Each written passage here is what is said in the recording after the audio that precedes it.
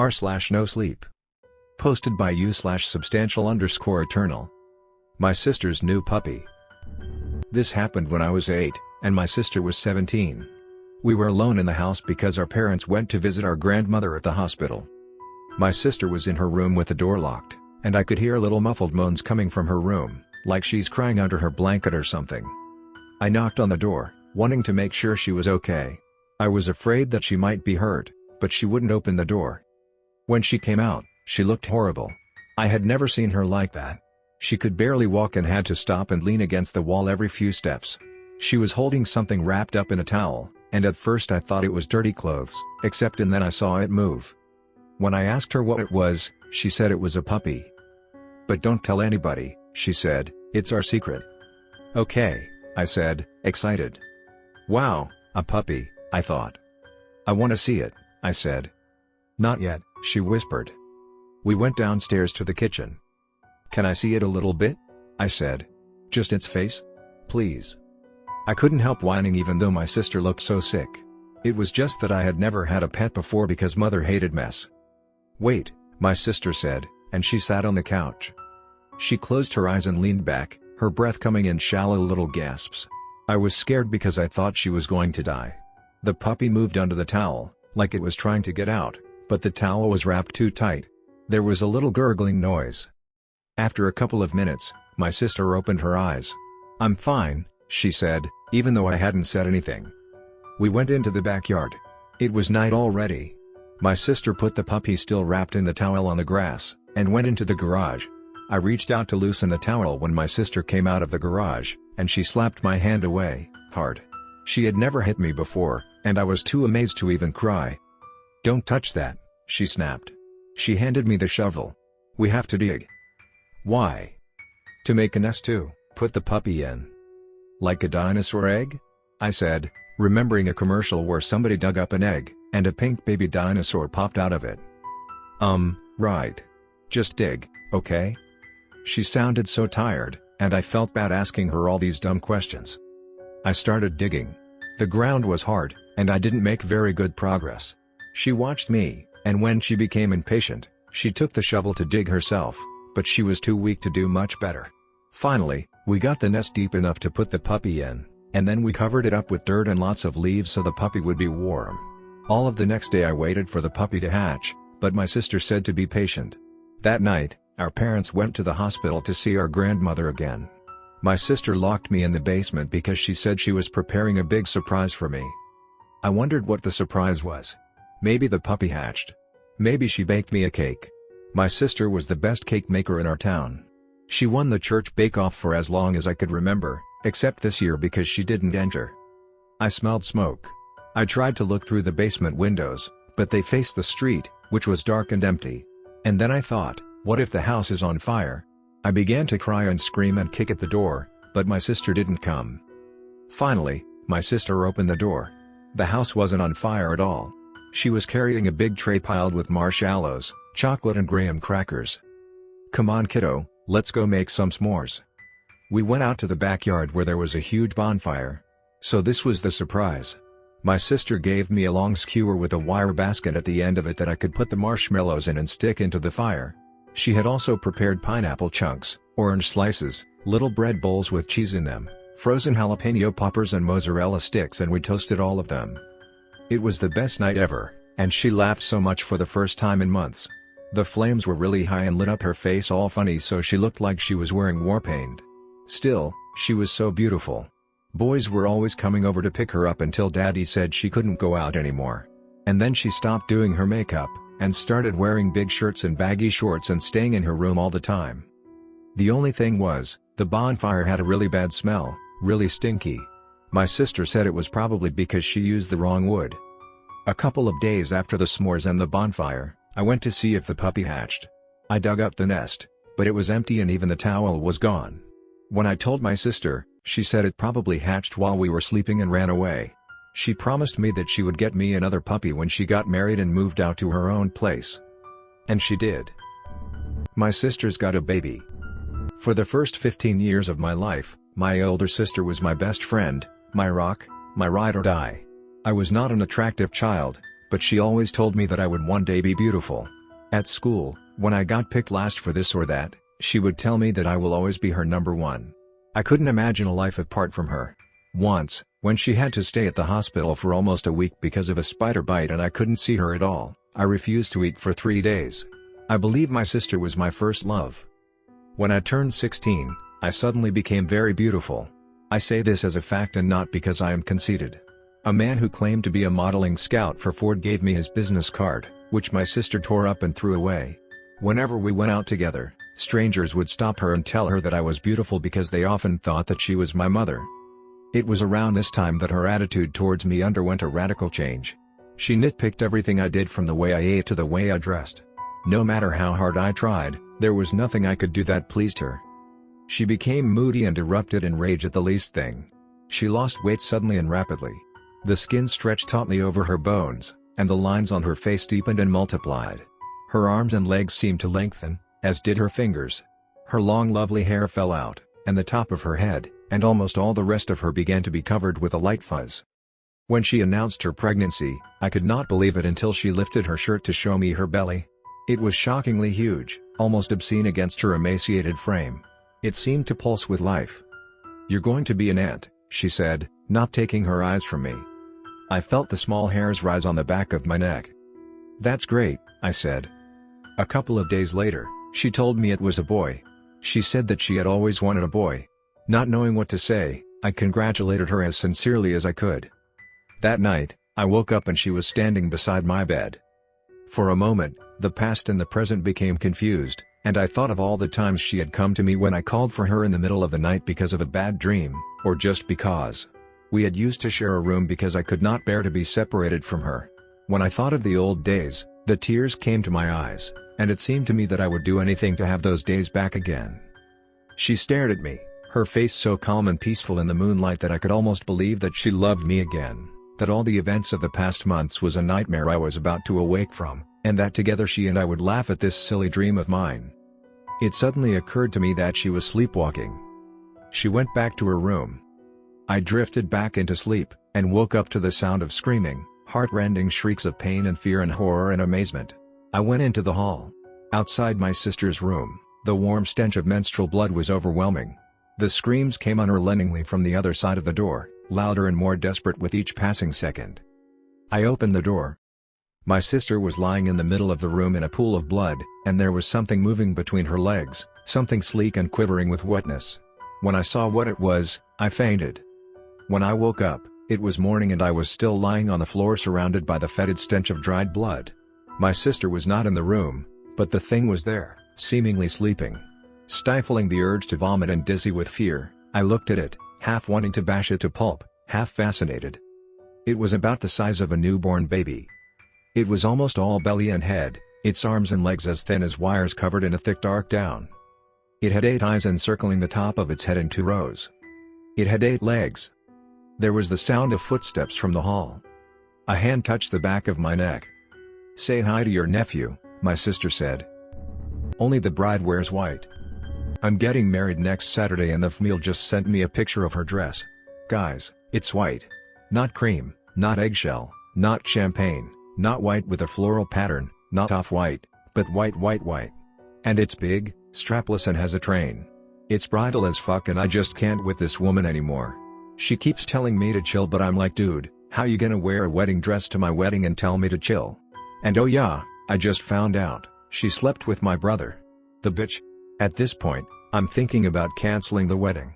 Her stupid ass man baby son can make his own dinner. What do you guys think I should do?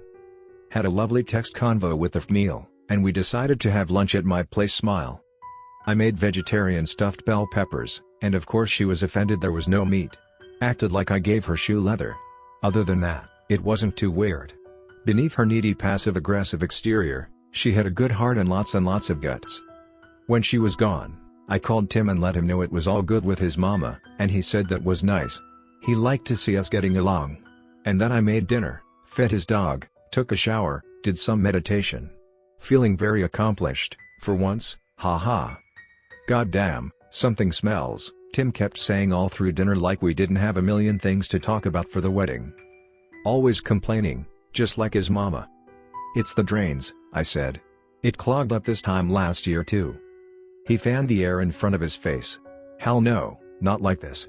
Smells like something died in here. Oh honey, it's not that bad. More meat baby? He spat something into his plate. Why that's mom's ring, he exclaimed, holding up the piece of jewelry covered in chewed up food and saliva. He spat again as if to check there wasn't more jewelry in the back of his mouth. A big gob of chewed up gristle landed next to my plate of tofu scramble. I recoiled in disgust. Oh honey, that's nasty, go get a paper towel or something. How'd that get in here? He said, frowning into the hamburger meat on his plate. How does anything get anywhere? I muttered, thoroughly disgusted by his table manners. I got up, my appetite all gone, and started clearing the table. He went around the house, sniffing like a dog, still after the smell. Men and dogs are so alike, no wonder they're best friends. I washed the dishes, humming the song I had chosen to walk down the aisle to, Timothy by the Buoys. Timothy, Timothy, Joe was looking at you. Timothy, Timothy, God, what did we do? My stomach was full as it could be. And nobody ever got around to finding Timothy. Beautiful song, an oldie but a goodie. My grandfather loved the song, would play it at every family gathering, drove everybody nuts. I was too young to know why back then, but now I do. Tim came back into the kitchen, dragging something behind him. What's this doing in the garage? He said. It was barely recognizable with all the blood on it, but I suppose it was hard to miss. Flashy, you know? Still, I was surprised he picked it out from under all the rubbish. He was typically such an unobservant slob. It's Mom's dress, he said. What's it doing in the trash? She decided to wear something else, I said carelessly, as Tim collapsed on the floor and began to gag and gag and gag. But, why? He choked out. His face was a horrible mixture of gray and red and white, like raw hamburger meat, I thought. That's all anybody is at the end of the day. An expensive source of protein. Thank God I was a vegetarian. Because honey, I said, leaning down so I was right up in his face, only the bride wears white. Fire is a girl's best friend. I'm very happy to be marrying the man of my dreams, but the planning process has been less than perfect. It's obvious that nobody gives a shit about this wedding except me. I know, it's my wedding, grow up, but I'm not asking for much. A shower, bachelorette, and for my mom and sister to go dress shopping with me, that's it. But the shower was a no-go because my sister got pregnant, and my mom wanted to throw her a baby shower and said it's gift grabby to have two showers spaced so close together. I've literally never heard of that. And then I had to plan my own bach because my maid of honor is a flaky immature little bitch.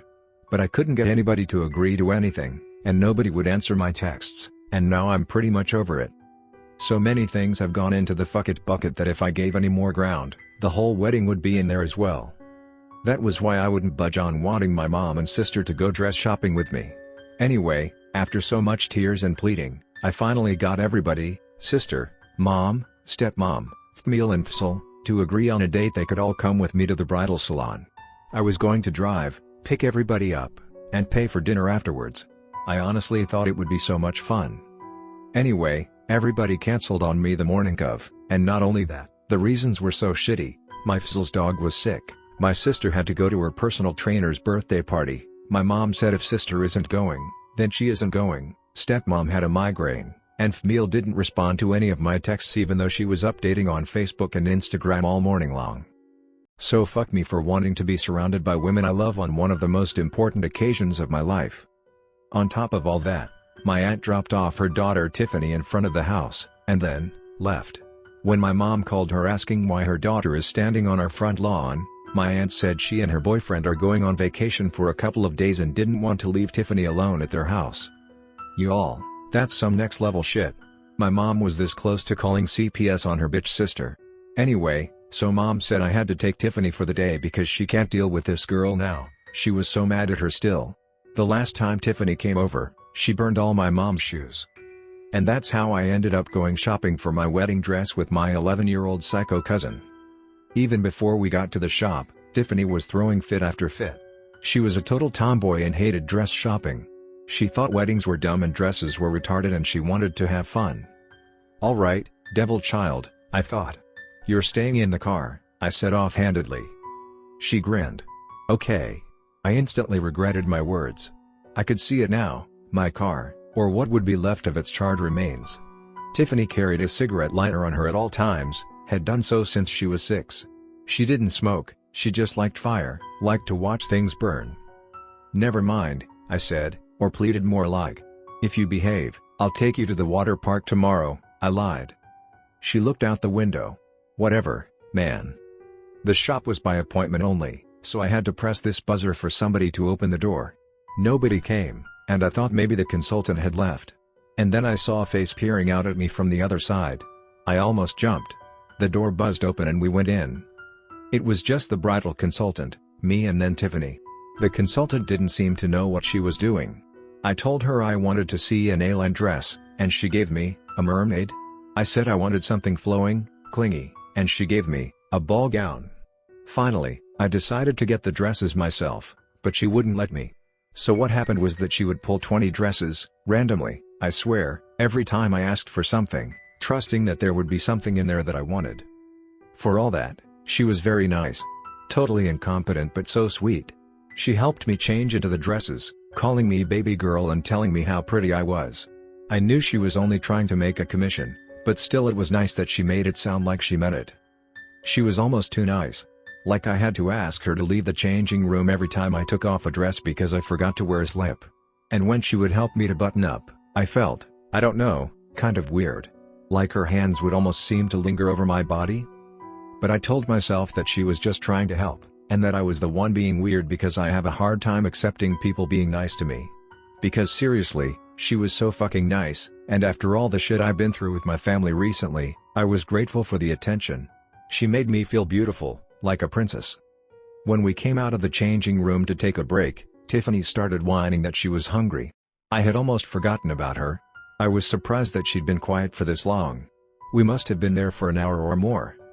"I'm not done yet," I said. "I don't care," said Tiffany. "I'm hungry."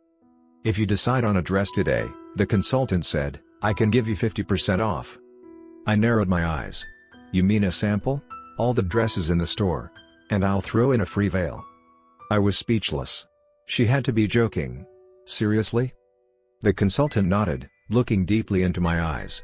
"I don't care about the money. I just want you to be happy." I felt a flush of embarrassment, and also the sharp thrill of pleasure.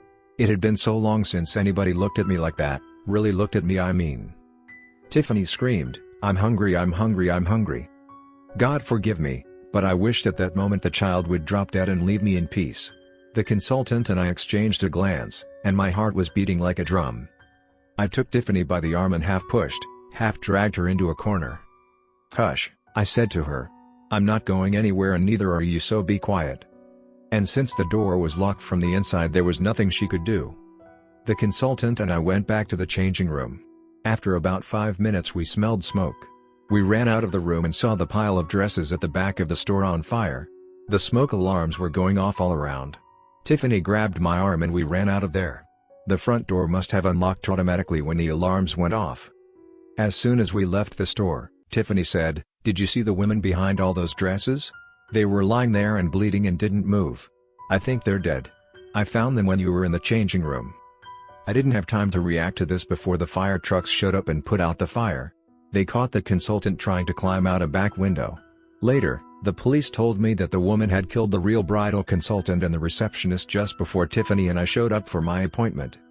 Tiffany and I went to the Cheesecake Factory for dinner, and the next day we went to the water park. We had a lot of fun. And oh yeah, she's going to be my new maid of honor. She's quite excited about it, and have actually volunteered to help me with my centerpieces. And the wedding dress? I've decided to just wear my old prom dress. I don't think I have the nerve to step inside another bridal salon for a while yet. Anyway, who needs pretty dresses and all that superficial shit, right? The important thing is that I'll be marrying my best friend with my best girl standing next to me, and that's all that matters. Wedding disaster. I got engaged in the beginning of last year, and my future in-laws very generously offered to pay for the entire wedding. Needless to say, I was extremely grateful. However, they also assumed that my fiancé's sister, I'll call her Laura, would be a bridesmaid. In theory I shouldn't have a problem with this, but I did. To put it bluntly, Laura's beautiful, and I'm just not. I'm usually better than this, But I also didn't want to deal with my stupid insecurities on my wedding day. To make things worse, my future mother-in-law, Fmil, was paying for my wedding dress. Again, I was extremely grateful. But she also brought Laura along to the bridal boutiques with us, and it was awkward to say the least. Every store we went to, the bridal consultants all assumed it was Laura who was the bride. Like, I get it, she looks like a bride, I don't. She looks like a model, I look like a smurf. On what should have been a special day for me turned into an awkward shit show. It was a foretaste of what my wedding day was going to be like. So at this point I was thinking I wanted to crawl into a hole and elope. To be fair, none of this was Laura's fault. She was one of the nicest people on earth, but it was obvious to me that she felt as awkward about being my bridesmaid as I did.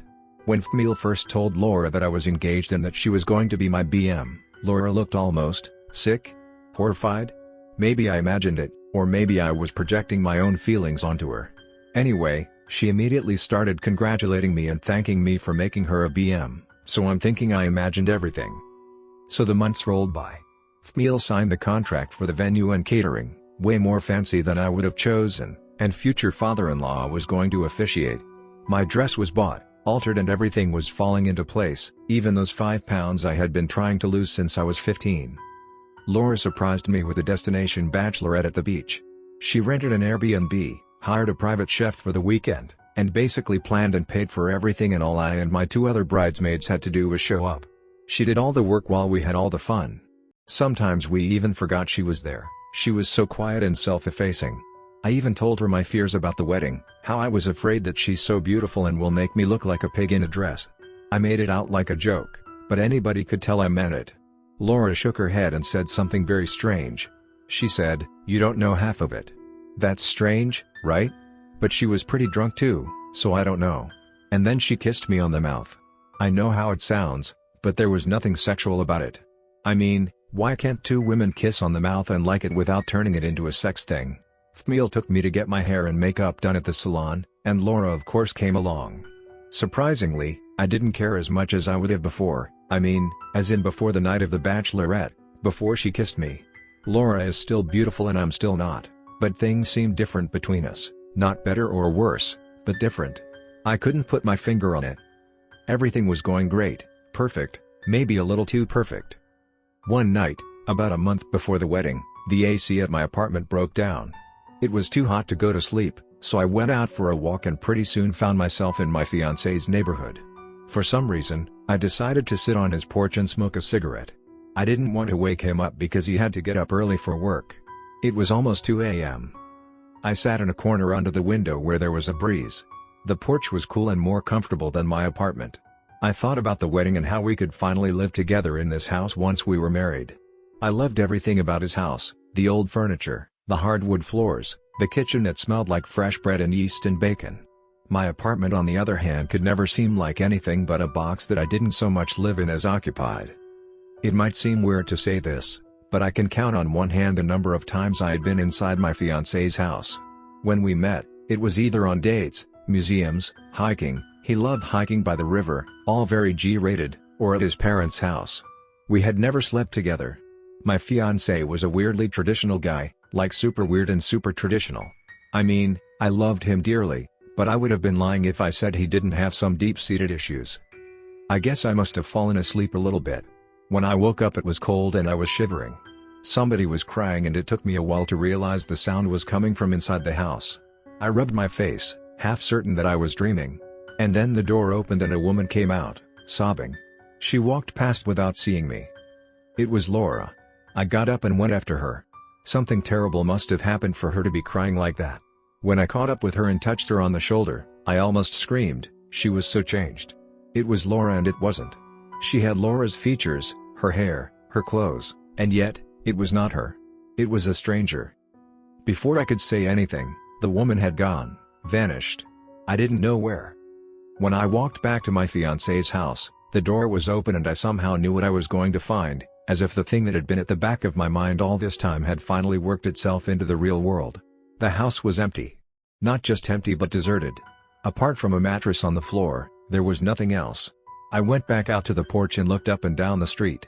Most of the houses were boarded up and the few that weren't had foreclosure signs on the lawn. The mailbox was crammed full, Most of it advertisements, quite a few bills. I didn't recognize any of the names on the bills. The last time I spoke to my fiancé was yesterday. He had called me to tell me to meet his mom at the florist, something about the wedding corsages. He sounded totally normal, said nothing about losing his house or moving. I called him. An automated voice told me the number was disconnected. There is something final and irrevocable about a disconnected number, like a deserted house, like a door on the other side of which was nothing. It was impossible to conceive of, and when the impossible happens, the mind simply does not accept it. I went back to my apartment, passed out. When I woke up, there was a text message from Fmil reminding me to meet her at the florist across town. The phone rang as I was getting dressed. It was Laura's number. I picked up, said hello. For at least a minute there was nothing. I thought maybe she had butt dialed me or something. And then she said something like, "Don't go, the florist. Come, the house, now." I asked her what happened but there was no answer. Total silence. I hung up and called her back and nobody answered. With the events of last night in mind, I went to the house expecting the worst. Fmil's car was in the driveway, which meant she hadn't gone to the florist. The door was open and everything seemed normal at first. But it was too quiet. Why wasn't anybody home while the car was in the driveway and the front door was open? I felt something wet on my face, water or something dripping from the ceiling. I touched my face and my hand came away red, blood. I looked up and saw what was hanging from the ceiling. I barely recognized the bodies, my future in-laws. I turned to run out of the house and saw Laura, or what was left of Laura, slumped behind the front door, the phone on the floor next to her. I called the police who told me to get away from the house right now. As I drove away, I got a call from my Fmil's number. I picked up automatically, and a voice that sounded exactly like hers asked me where I was. She was waiting for me at the florist. I told her that I was running late and I would be there in a few. The florist was in the most bustling part of downtown. It was a festival weekend, so the place would be filled with people. I parked just wherever a block up from the shop, letting the police know that a person in my Fmil's voice had told me to meet her at the florist shop. I hung up before the police could tell me not to go. Fmil, or whatever thing it was that looked like her, was talking to a sales assistant in the florist shop. When she saw me, she waved me over and asked me if I didn't think the tulips would go better with the roses than the hydrangeas. I said she was right, the tulips would go better. Over the odor of heavy perfume and the flowers, I smelled something that brought me back to my childhood. When I was 8, I used to play by the river that ran behind our house. One day, after a night of heavy rain, a bunch of dead animals washed up on the bank. In the heat and the sun, flies buzzed around all that dead flesh. In a part of the bank that had flooded overnight, the ground was soft enough to poke through. I went forth with my stick, poking here and there.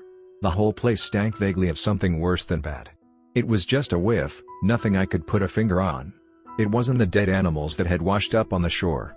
I mean, sure, that smelled bad, but that was a regular bad smell like rotten meat. This other smell was something different, something that even my 8-year-old self knew was bad. At one place along the bank, my stick went all the way through. I ran home, got a shovel, and started to dig. I didn't have to dig long to realize this was the source of the smell, and like an idiot, I kept digging. Before long, I saw the dead snakes coiled around each other as if for comfort. There was the big mama snake and then skinnier teenager snakes, I guess. The eggs were smashed and what I thought were dirt or twigs turned out to be tiny baby snakes as small as tadpoles. There was only one whole egg left and without thinking, I smashed it with my shovel. A tiny snake fell out of it, wiggled, and I smashed that too until there was nothing left but goo. And then I threw up over and over again. When nothing was left to throw up, I kept on heaving until I passed out. When I woke up, the sun had gone down and it was evening. I threw the shovel into the river and went home and was sick for 2 weeks, and according to my parents, almost died. That smell of the nest of dead snakes was what I smelled now in the florist shop, among the roses and tulips and hydrangeas, emerging out of the mouth of the thing that looked like my Fmil. If evil and death had a smell, then that smell was it. The thing held up a tulip and smiled at me, showing me a sliver of a forked tongue and 2 fangs. Something exploded me behind me and when I came to, I was in the hospital. I was in a coma for 2 weeks, and the doctor told me I had almost died. The police had dragged me out of the florist shop just before it exploded. It wasn't the explosion that had almost killed me, the doctor said. It was something else, and the doctors were as confused as the police as to what had happened. But I had a pretty good idea. Girl hitchhiker. Many years ago in my early 20s, I decided to hitchhike to my boyfriend's house in another state. I had barely any money and I refused my boyfriend's offer to buy me a plane ticket. Also, my head was full of the lore of Chris McCandless, aka Supertramp, who'd hitched and slummed his way from Middle America all the way into the wilderness of Alaska. Somewhere in bumfuck Nebraska, I wandered past what appeared to be an endless field of corn into a coffee shop. And it wasn't no backwater Denny's either with busty mamas slinging hash and cups of joe. Being hip with all the fair trade and sustainable blends straight out of Colombia and Arabia, and softly gleaming with blonde wood and whatnots, it was more Starbucks than Cracker Barrel. The sole barista was a fresh-faced girl of about my age standing next to an espresso machine that was as big as a stove, and all shiny and new. I was the only customer. The cheapest item on the menu board was the Café Americano at $3.45. That was my entire food budget for the next 3 days. Now, it had always been my conviction that honesty is the best policy and people are, when everything is taken into consideration, kind. So I asked the barista girl if I needed to buy anything to use the bathroom, and how much was a cup of water. On both accounts, the girl confirmed my rosy view of the world. She told me the water was free and to go ahead and use the bathroom. And as a bonus, she gave me the code for the Wi-Fi, and invited me to stay there as long as I like. When I came out of the bathroom, she presented me with the water along with some lemon slices, and also a bag of day-old bagels and cookies. I thanked her profusely, but she waved it off and said that she would have had to dump all that food anyway, per corporate policy. And then, as if to save me further embarrassment, she said she had some stuff to do in the back, and that I should just holler if I needed anything. I texted my boyfriend everything that had transpired, all but telling him straight out I told you so. He was constantly warning me that people aren't always what they appeared.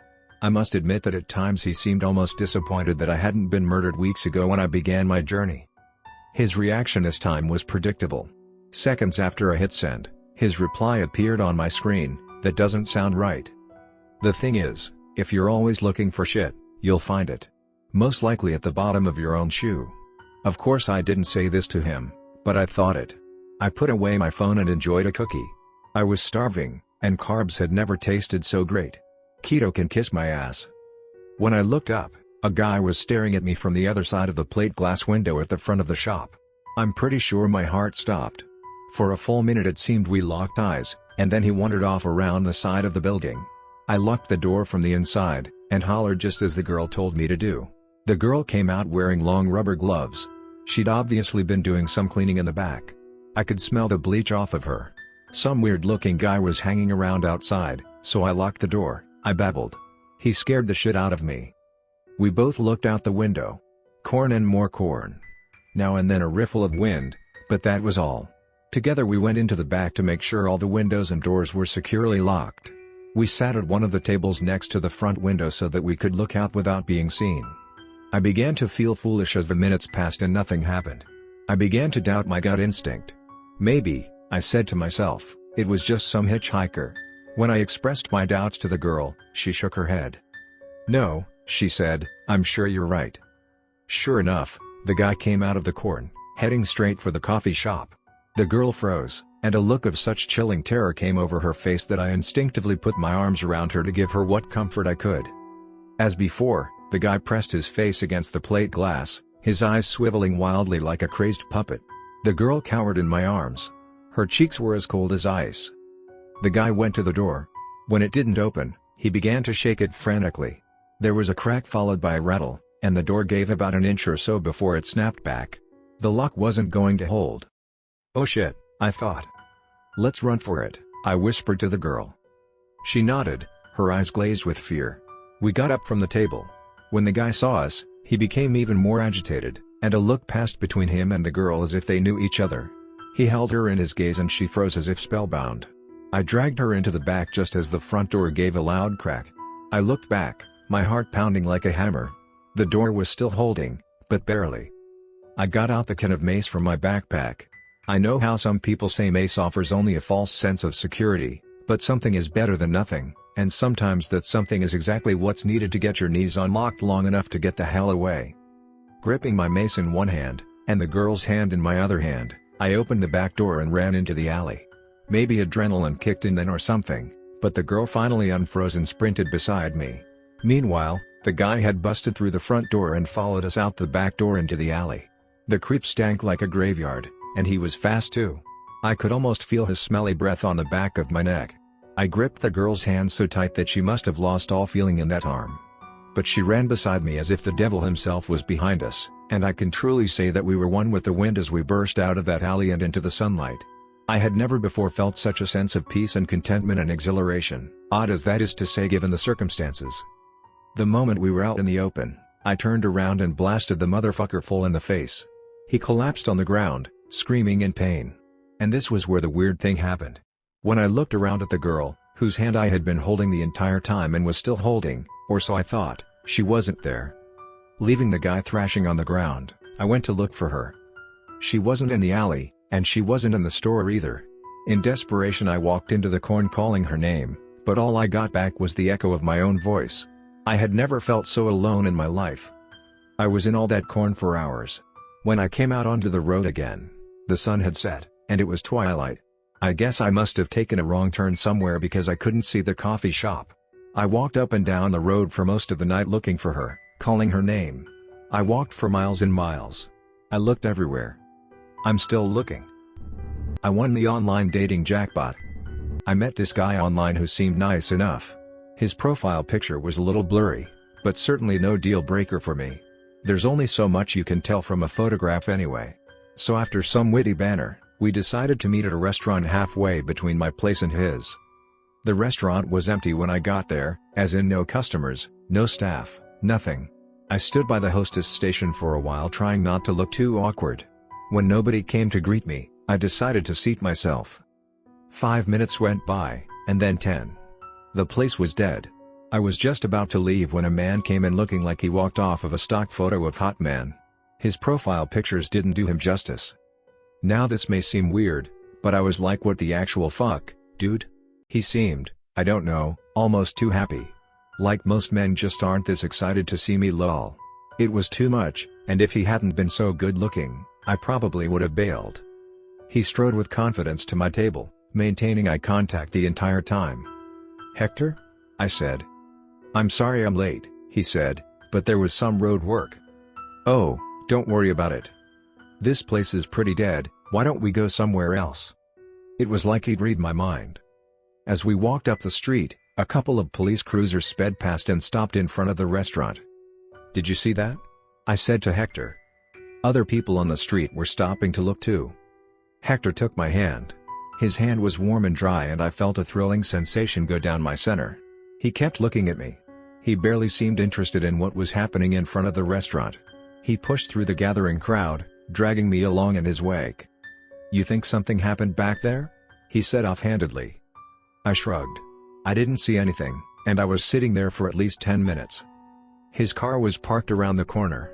We got in and he started driving. "Where are we going?" I said. "You'll see." He'd stopped smiling and was starting to look kind of scary. But he was, if anything, even sexier than before. Pretty soon we were in the rundown part of town. The streets were totally empty. "Hector? What do you do?" He shrugged. "A little bit of everything, you might say. I dropped out of medical school about 10 years ago. After that, I started drifting. Trying to find my way, I guess." "So any luck?" "Any luck what?" "Finding your way?" "Oh yeah. I got a few leads. Working on something right now, in fact." He pulled up next to this abandoned building, and then he got out and came to my side of the car. He opened the door, what a perfect prince, I thought, and helped me out. "Where are we going?"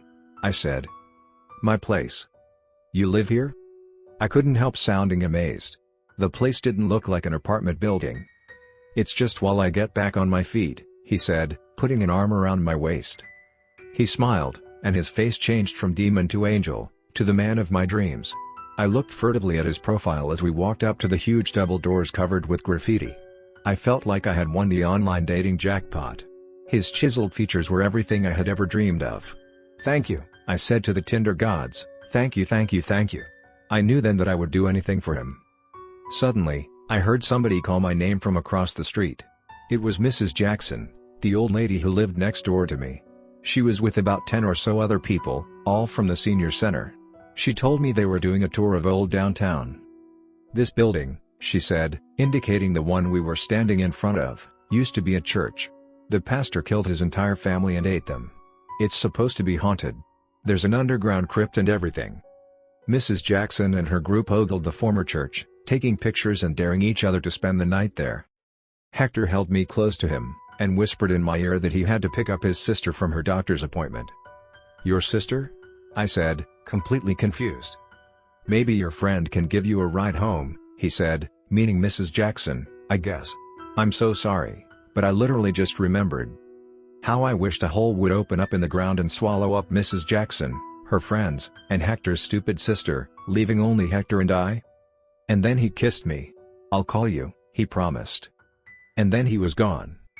When I got home, I got a text from Hector. I had to read the message 3 times before I could make any sense of it. He said his car broke down on the way to the restaurant, and that his phone had died, and so he couldn't call me. He apologized for not showing up, and said he still wanted to meet me. Not showing up? Was this guy fucking with me? And if he wasn't, then who is the man at the restaurant, the angel with the chiseled features and rock-hard abs? I went back to Hector's online profile pictures, and while I could see sort of a blurry resemblance between the pictures and the man I met at the restaurant, I could also believe that they were 2 totally different people. I didn't know what to think. That night on the news, it was reported that the staff, 2 servers, the cook and the manager, were found dead in the back kitchen of the restaurant where I had met Hector. The killings were described as unusually gruesome, and were suspected to be ritualistic in nature. The cash drawer and safe were both untouched. As the reporter spoke, there was a brief shot of a police officer exiting from the restaurant and bending over to vomit just before the camera quickly panned away. The authorities were looking for a man and a woman who were seen leaving the restaurant shortly before the police arrived. I turned off the television and prepared for bed. I'm still waiting for Hector to call.